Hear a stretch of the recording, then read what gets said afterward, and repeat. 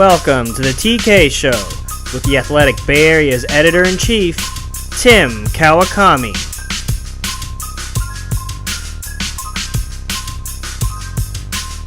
Everybody, Tim Kawakami here, TK Show, recording once again from Palatial Kawakami Studios. I think people might actually think they're palatial, but they're not. They're just my house. But it's we got a good luck streak with good shows from my house, so we keep doing it. And it's better than me driving anywhere, making Ben Cruz drive here.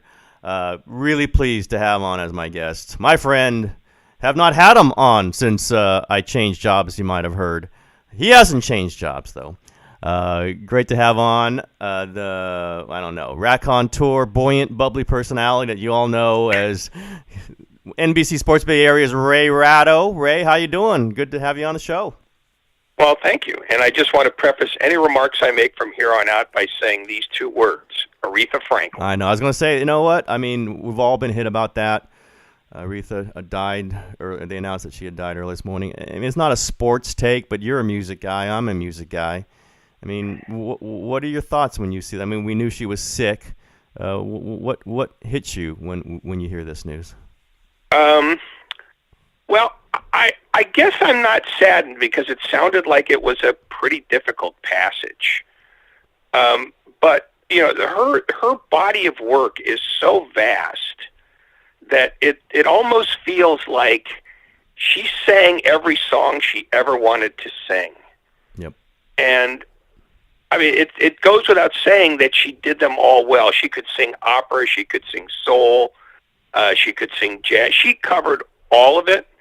And I just sort of, rather than sort of get caught up in the, oh my God, we won't get to hear her anymore, it's really more a matter of she gave us thousands of hours of that voice.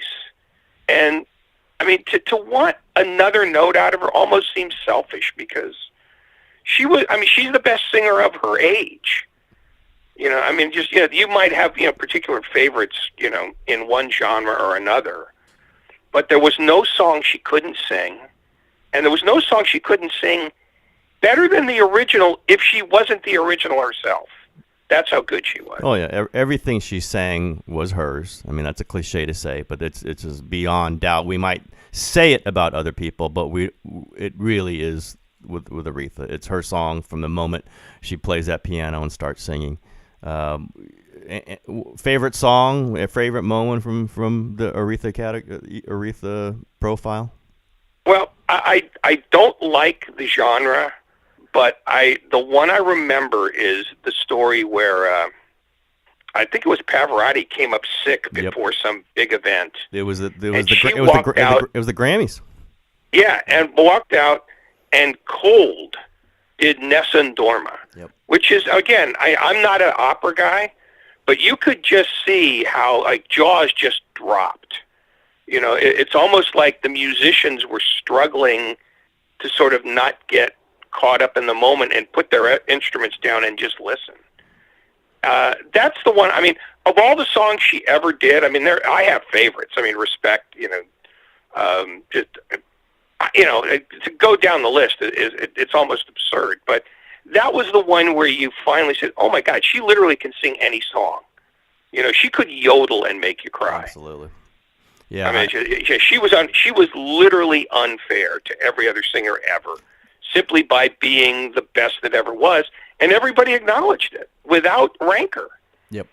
Even when she said it herself, what are you going to do? This is the truth. And I guess I'll turn it a little bit to sports since we think in sports terms so often, even though you and I try not to sometimes. It's that purity of excellence that she's the best. There's nobody close. She knows it, and everybody around her knows it.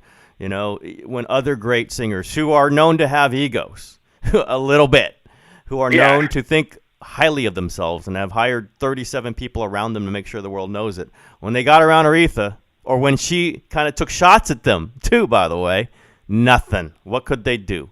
And we've been around some people in sports like that.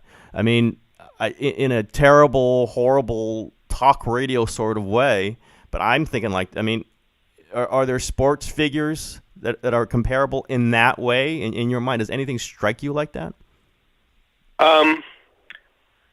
I will be honest with you. I'm not sure that there is one, because you can make up an argument about nearly anybody in sports. I mean, maybe Ali.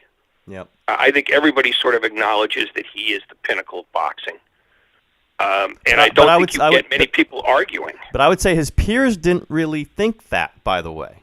Not at the time. Yep. But I think over the years, it just became clearer and clearer that everybody else was playing for the silver. Even Wayne Gretzky, who you would think would be like a unanimous choice as the best player ever, you will get arguments about whether he was better than Bobby Orr. And I can listen to those arguments. That's fine, because they're both extraordinary. But I think maybe in sports, Ali is the only one. And again, that comes with hindsight. I mean, in the 60s and 70s, I don't think anybody was thinking that way about Aretha Franklin. Mm-hmm. But when you found out just what her range was, all of a sudden, everybody's going, well, I can't do that. I mean, I'm pretty good at but I can't do what she just did. And Ali is the only name I can think of. I suppose if you wanted to talk to a 130-year-old guy, you might get an argument for Babe Ruth, mm-hmm. but that's about it. Well, I'd say Jordan. And I'm throwing attitude in there too, where everybody, and this is why I really focus on peers or close to peers, the ones who came after him. There's no discussion among them. Maybe you get to LeBron by that, which is significantly after Michael's prime, that you have someone else. But you have all these generations who have to acknowledge, who have to understand, who have to bow to what he did and what he accomplished on the basketball court. And he was pretty clear about that himself. That's my comparison. And I'll just go locally. Maybe we transition. I'd say Bonds, for a lot of different reasons. But the attitude of I am better than everybody, and everyone has to understand that. And maybe we're focusing on the wrong thing, but that's what strikes me about some of this conversation is that there was no discussion around Aretha, period. You can't. And she could just sit down and do it. And she could do a bad song, and it still was better than everyone else. And I compare it to Bonds a little bit. Yeah, by that definition, I might throw Russell in there again in hindsight, because when he shows up at an NBA event, everybody acknowledges what was. So maybe even him more than Jordan, because I think you get into generational arguments about LeBron and Michael. But, Russell is the one guy that they all go, this was the first really bad dude. Yep. And he played against Wilt Chamberlain, whose numbers will never be touched. Now, maybe they would feel the same way about Chamberlain if he was still alive, but Russell is the one who is alive, and he's the one who, basically creates his own red carpet simply by showing up. That's a good point. That's a really interesting. It's a little different, but it may be the closest comparison. Who's in the Bay Area? Okay, let's just go living Bay Area sports figures. When they enter a building, makes the biggest impression, whether it's by talent, by personality, by just who they are. Who's that biggest figure other than Ray Ratto? See, that was just uncalled that was bad. for. That's why I had to pause. That was silly. I think you can make a case for Montana. I think you can make a case for Mays, and even Mays was that came almost after his career was over. I think when he was an active player, I don't think the Bay Area understood A, what it had, and B, they spent too much time saying, well, he didn't start here. He was in New York. Yes. So, that almost puts him at a disadvantage that's unfair. But now, no question. Montana, I would say, I think we are getting there with Curry, although I still think that's got some ways to play out. I wouldn't put Bonds there only because he is, and I hate to use the word polarizing, but the love for Bonds runs in concentric circles that emanate from the ballpark that he helped build. And the farther away you get from that ballpark, the more you get pushback. If you just take his career, as a player and ignore all the stuff that people don't like about him, he might be the second or third best player in the history of the sport. But he's never going to get that because of all the other baggage. Do we have any? I was going to say, were you at the retirement ceremony? I was not. We could talk about. I was not. Yeah. Because there's going to be another one when they put the statue out. There's going to be another one, maybe when they, name the field after him, the way Oakland's done that for Ricky Henderson. But, I think we are almost at the end of ways that the Giants can pay tribute to him. And whether or not this leads to a jump start in him getting voted into the Hall of Fame is, at this point, one, it's beyond the Giants' control, and B, it's almost beside the point. It's probably the last enduring acknowledgement that Bonds is the most important player that this franchise has had in 25 years, and there is no discussion. The discussion begins and ends with him. He gets all three spots on the podium. And we'll talk a little more about Bonds, but just strikes me, if you talk about people who enter a room who it would matter, I think I'd put Tim Lincecum way up there. I really would. And part of that is the mystery of him. Part of that is the briefness with which that star shone. But it's, man, in the history of Bay Area sports, I think we're going to have a separate category for Tim Lincecum. I don't know if there's a parallel in Bay Area sports. There probably is. I can't think of one right now. Nothing comes to mind with me either. But he was also, a meteor because he came and went pretty quickly. Yep. By sports standards. But people clung to him and cling to him in ways that they didn't for really, any non-warrior. Again, Curry is the only, that's the one guy that might trump everybody. But I don't like to talk about guys who are still playing in those terms, only because you never know what's around the bend. Yeah, it's still in his prime. Once you're done, I think it's easy to make an analysis of where a guy fits. And I would agree with you. Lincecum has a devoted following that I think far exceeds what he actually did. Because, with all the goofy quirks in his delivery, you always thought, this guy is not going to pitch for 15 years. So you'd better glom onto him while you can. And I think that was sort of the way people viewed him. That at his height, he was fascinating to see, but you knew that it wasn't going to be like that forever. So if you're going to go all in on him, you got to go all in on him quick. Oh, they went all in, by the way. The Giants went all in. Yes, they did. We're going to take a quick break to talk about our friends over at Simple Contacts. I have to tell you guys about my newest time-saving trick.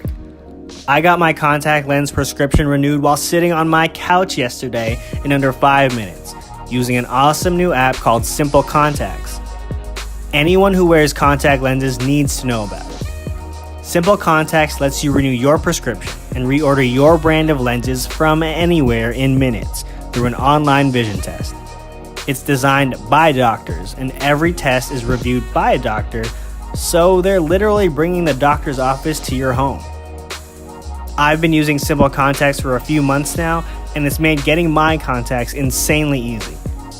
Not to mention, I can finally wear those sunglasses that I told my wife I would wear all the time that I haven't worn once because of my regular glasses. The contact lens prices are unbeatable. The vision test is only $20 and shipping is free.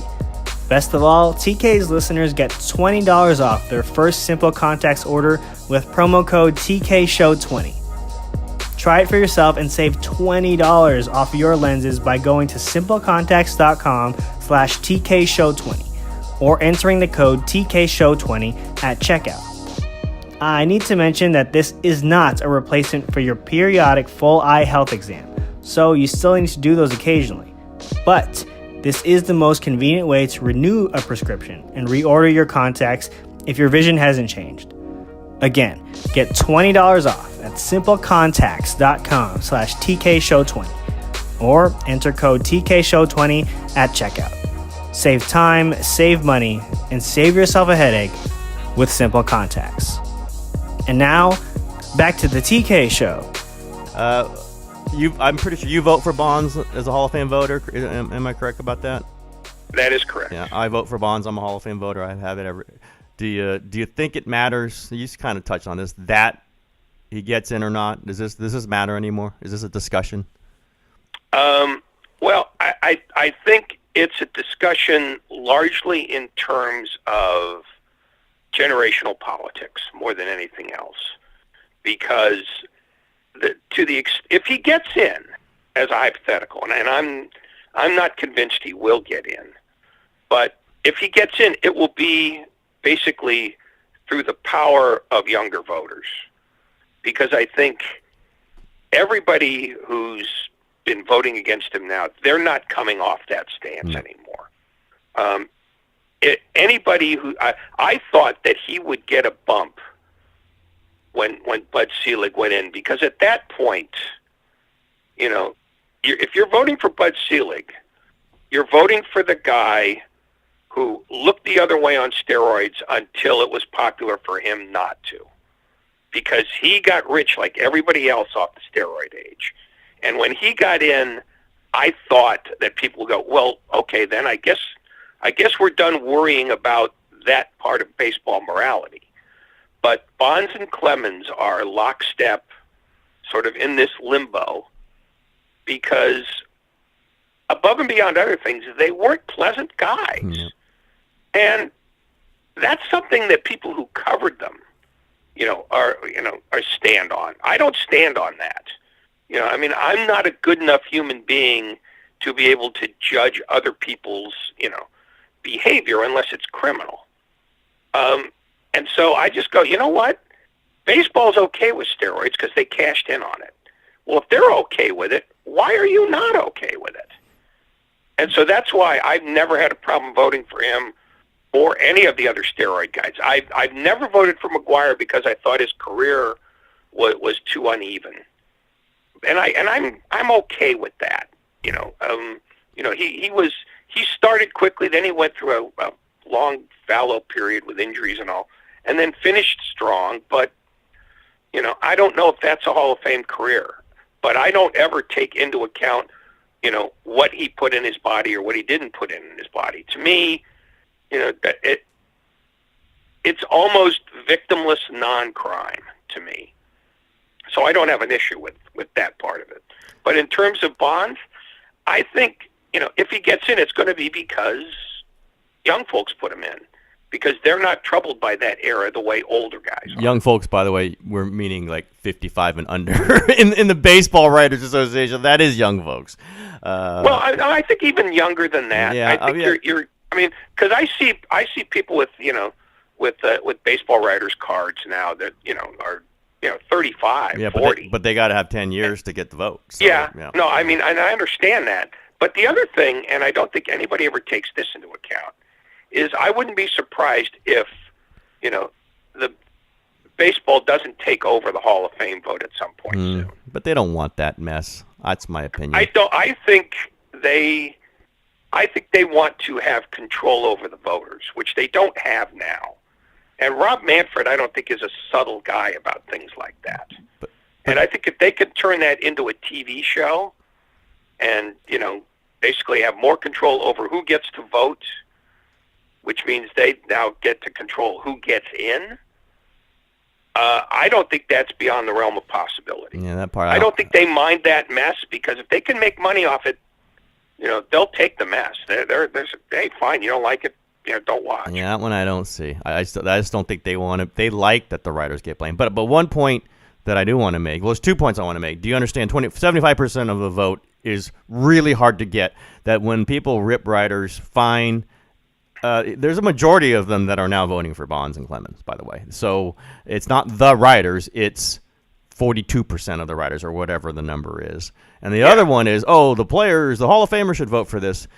When it gets to the Hall of Famers, if it does, if they're not voted in by the writers, they're tougher on this stuff way tougher on this stuff than we are.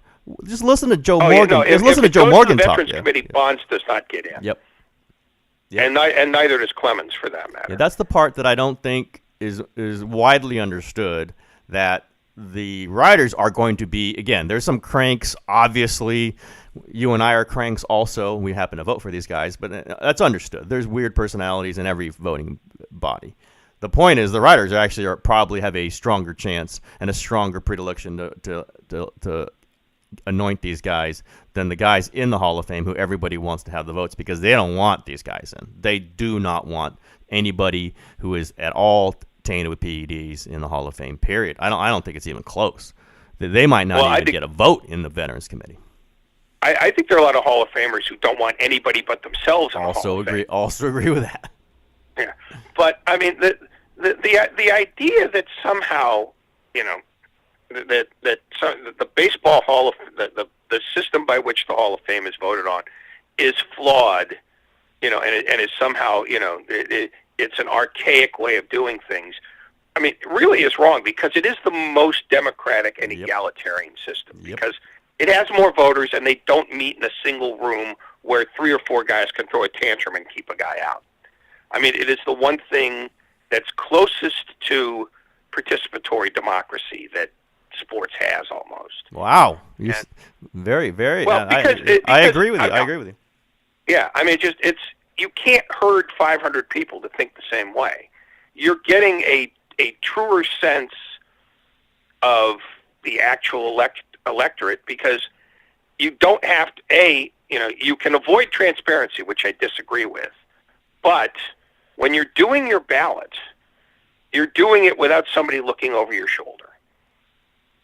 And you're doing it without somebody in your ear. It's, these are the guys I want. These are the guys I'm voting for. And then you can choose to explain your vote or not explain your vote. I mean, I show my vote every year, but I never explain it. I figure the names are enough. And so when people complain about the writers, I mean, I agree with you. It's just, you're not complaining about the writers. You're complaining about the result, because you want your guy in.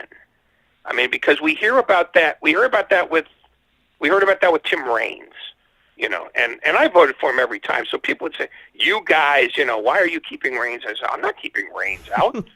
He's on my ballot. Don't yell at me. It's a very strange way to keep him out, by keep voting for him, by the way. Yeah, you know, what a creep I am. No, but I mean, that's the point. It just, when people generalize and say the writers are doing this, no, there's a generation of writers who view it this way, and that's why Bonds is a fascinating study, because people who didn't see him play are more likely to vote him in than people who did, which seems insane to me, but it is the nature of it's the nature of generations. It's, you know, younger people don't find things objectionable that older people do, and vice versa.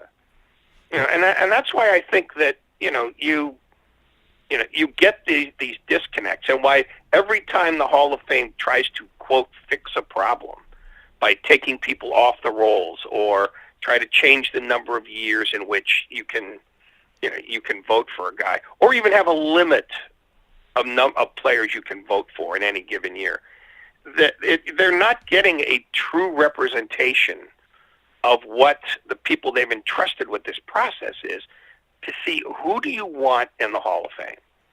I mean, I never used to vote for 10 guys. Now I have to every year because of the backlog. And, you know, if you wanted to clear that logjam and get everybody into the Hall of Fame who should be into the Hall of Fame, you have 1 year where you just say flat out, vote for as many as you want. We'll count every ballot. Well, they're never and do it that way. And don't find ways to make the vote, the number of voters smaller. Make it more.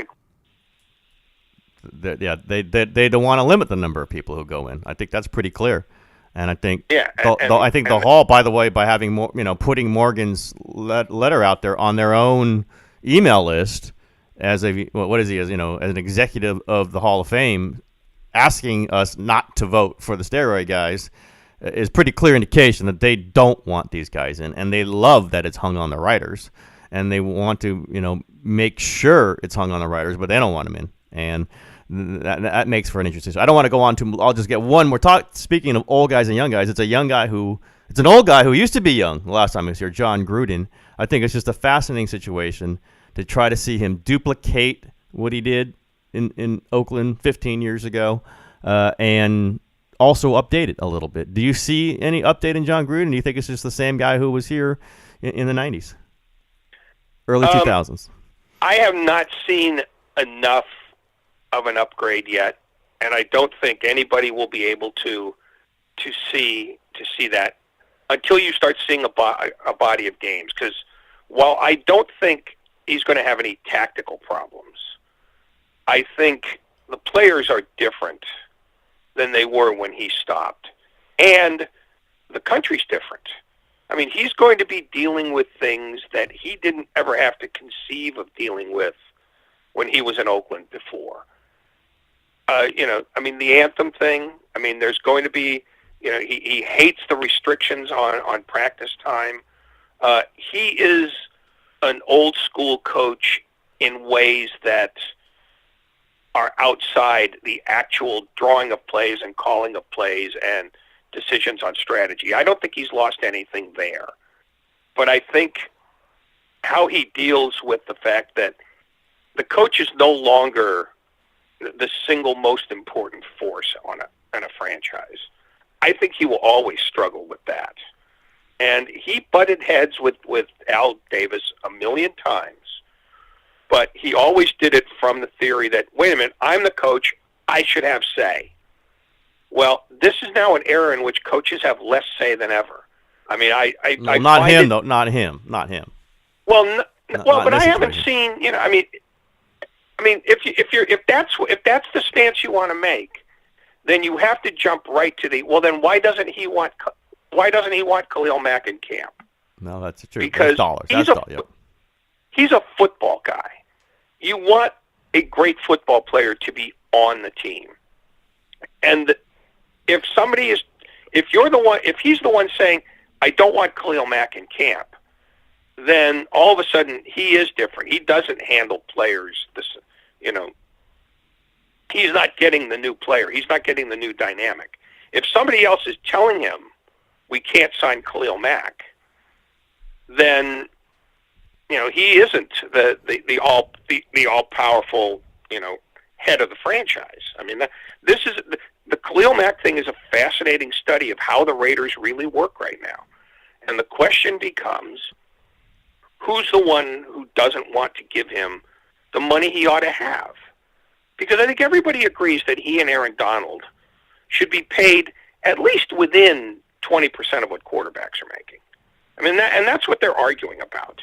It's not that they want to be the highest paid players in the sport, but 10 years ago and 15 years ago, and even 5 years ago, a great offense disrupting player was making 80% of what a quarterback was. And what's happened since then is that quarterback salaries have skyrocketed, and everybody else's hasn't. So the Donald and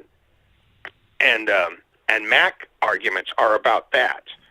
And if John Gruden is the guy saying, no, quarterbacks should make twice as much as everybody else, then he's different than he used to. Well, I think there is. We don't know, but I think the point is they do have Derek Carr making this. And that's different than theoretical. It's like quarterback should make this, another guy should make. They have the guy who's making the third most or fourth most in the league, long term, and we don't know what Mack is asking for. It's possible Gruden is saying we can't sign Mack for X, and he's asking for X plus 5. We have to sign him for X minus 2. That's where I think, again, we don't know that this is true, but I think that's why I think that it's the thing that basically I think will define the Raiders this year. Yep. Is how does John Gruden view players and how do they view him? I don't think it's going to be about X's and O's. If he can get these players to be as loyal to him as his players were the last time he was in Oakland, then I think he could have a renaissance. But those players are different than these ones in a lot of different ways. And Gruden's flexibility is what's really at issue here. And I think it's going to be at issue here, and it's going to be at issue when they relocate too. I mean, that's the referendum on the Raiders, and that's all I'm trying to say. I don't know if he's the one keeping Mac out of camp. I don't know if he's going to struggle with player relations, because we haven't seen it yet. But over time, it will be. We will find out what the answer to that is, and if he can, gain that kind of loyalty with players that he had before, that true heartfelt loyalty, then I think he'll do fine. If not, he'll struggle with this. No, I agree with you, Mac. I mean, I'll just say, if he can't convince Mac to come in, and at the same time convince Mark Davis to make some sort of promise or an agreement to get Mac in, then that's going to be very fascinating. That's going to be a huge, huge sign about what's about to come. But that's still a couple weeks away. And I got to believe. And I think it'll be ongoing, because if Mac comes in at the Raiders' number, he's not going to be happy about it. No. And so how do you deal with a great unhappy player? I don't know that he has ever really been. He was. I don't think he was confronted with that in Oakland, because they could all sort of turn their anger toward Al. Gruden was their guy. Al was management. Now John is part of management. Yep. And if you have an unhappy great player in Khalil Mack, how much does that disrupt your team? And John Gruden doesn't do well with disruptions. I mean, that's one thing he's made clear. So, how does he deal with all that outside stuff? Because the outside stuff is no longer controllable by coaches. Well, we'll see. All right, Ray, I will ask you the question I've asked you before in a previous iteration of the show. This is a new one. It's a new everything. Ray, Ratto, what's your favorite restaurant?